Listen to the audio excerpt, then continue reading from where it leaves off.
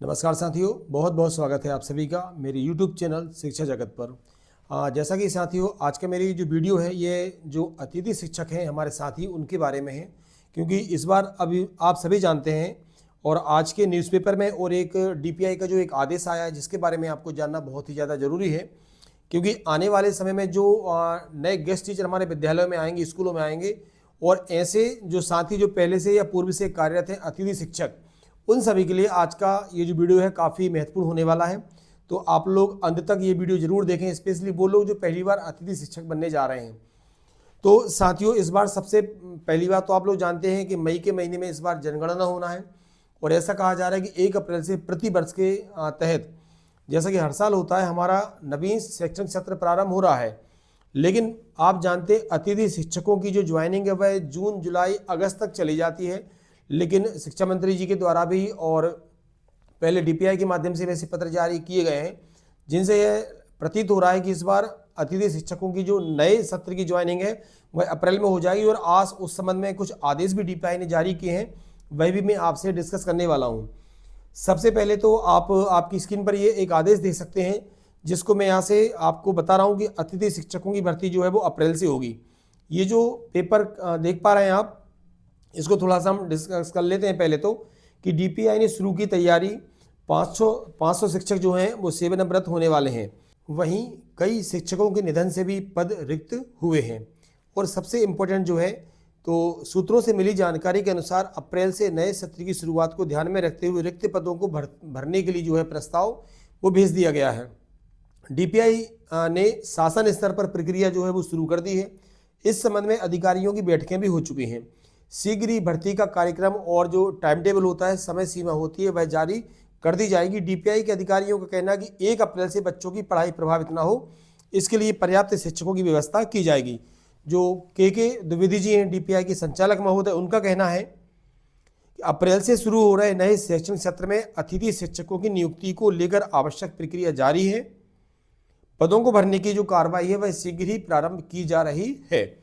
तो देखिए साथियों, अब आपके पास ये तो एक पेपर की कटिंग थी जिससे ये पता चलता है कि बहुत ही जल्दी अप्रैल में ही हमारे जो नवीन शैक्षणिक सत्र है उसके लिए अतिथियों के लिए रखा जाएगा। अब यहाँ पे आपको बात ये समझना है कि जैसे कि बात कही जा रही है कि 80,000, तो उनमें से लगभग हमें ये समझना है कि 70,000 अतिथि शिक्षक हमारे पूर्व से कार्यरत वही रहेंगे।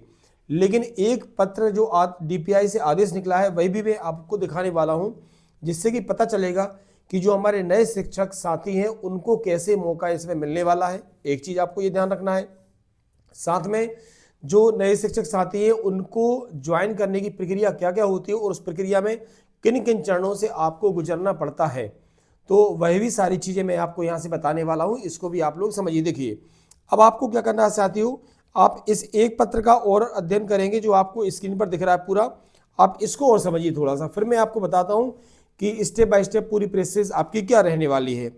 तो सबसे पहली चीज़ आप देखेंगे DPI का जो आप स्क्रीन पर देख पा रहे हैं आदेश दिख रहा है 20 फरवरी 2026, मतलब आज ये जारी हुआ है। इसका विषय देखेंगे आप लोग, अतिथि शिक्षक आमंत्रण के संबंध में, मतलब अतिथि शिक्षकों का जो आमंत्रण है वो कैसे किया जाता है देखेंगे। और ये संचालक का पत्र क्रमांक दिया गया है। उपरोक्त विषय के अंतर्गत 2025-26 जो हमारा गत वर्ष था में शासकीय विद्यालय में रिक्त पदों के विरुद्ध शैक्षणिक व्यवस्था को सुचारू रूप से संचालन हेतु अतिथि शिक्षकों को पोर्टल 3.0 के माध्यम से आमंत्रित करने के निर्देश दिए गए हैं। यह संज्ञान में आया है कि शाला प्रभारी शिक्षकों की लंबी अनुपस्थिति के बाद भी उन्हें कार्यमुक्त नहीं कर रहे हैं। उल्लेखनीय है कि नियमित शिक्षक के रिक्त पद एवं शिक्षकों के अवकाश पर जाने से पठन पाठन जो है प्रभावित न हो, इस हेतु अतिथि शिक्षक की व्यवस्था की जाती है। प्राचार्यों द्वारा अतिथि शिक्षकों की लंबी अनुपस्थिति पर संबंधित को कार्यमुक्त न करना एक गंभीर अनियमितता मानी जाती है। यदि ऐसा बताया गया कि पोर्टल के माध्यम से उपस्थित कराए गए अतिथि शिक्षक यदि 1 सप्ताह से अधिक विद्यालय में अनुपस्थित रहते हैं तो ऐसे अतिथि शिक्षकों को तत्काल जो है वो शाला प्रभारी पोर्टल से रिलीव करने की कार्रवाई करें। कार्रवाई न करने की स्थिति में उत्तरदायित्व निर्धारित किया जाएगा। तो देखिए साथियों, अब आपने ये पत्र देखा, आपके मन में क्वेश्चन आ रहा होगा कि सर इस पत्र से ये कैसे पता चल रहा है कि हमारी ज्वाइनिंग होने वाली है। तो देखिए मैं आपको बताता हूँ जब तक हमारे पास एडजस्ट जो खाली पद हैं उनकी संख्या नहीं आएगी तो नवीन जो पद हैं वो सृजित नहीं हो पाएंगे। क्योंकि आप जानते हैं, जैसे पेपर के माध्यम से भी आपने पढ़ा होगा कि लगभग 80,000 शिक्षकों की भर्ती यहाँ से की जा रही है ना। तो उनमें से लगभग आप ये मान के चलिए कि 70,000 तो पूर्व से कार्यरत हैं, वही रिपीट होंगे, क्लियर है। लेकिन बहुत सारे अतिथि शिक्षक ऐसे हैं जो रेगुलर नहीं गए हैं या फिर किसी भी कारण से वह विद्यालय में अपनी सेवाएं नहीं दे पाए हैं। तो डीपीआई का ये जो पत्र है उनका कहना है कि आप उनको पोर्टल से रिलीव करें, जिससे वास्तविक जो खाली संख्या है वो जो रिटायर शिक्षक हुए साथ ही उनकी जगह पे नए अतिथि शिक्षकों को आमंत्रित किया जाएगा। जैसे इसके बारे में विस्तृत दिशा निर्देश आएंगे मैं आपको पूरा वीडियो के माध्यम से बताऊंगा। लेकिन अब यहाँ पे जो भी हमारे नए अतिथि शिक्षक साथी बनना चाह रहे हैं तो इसकी एक विधिवत प्रक्रिया होती है। सबसे पहले जो पोर्टल होता है उस पर खाली पदों की संख्या दर्शाई जाएगी, एक मौका दिया जाएगा, आपका जो नए अतिथि शिक्षक साथी हैं उनका रजिस्ट्रेशन किया जाएगा।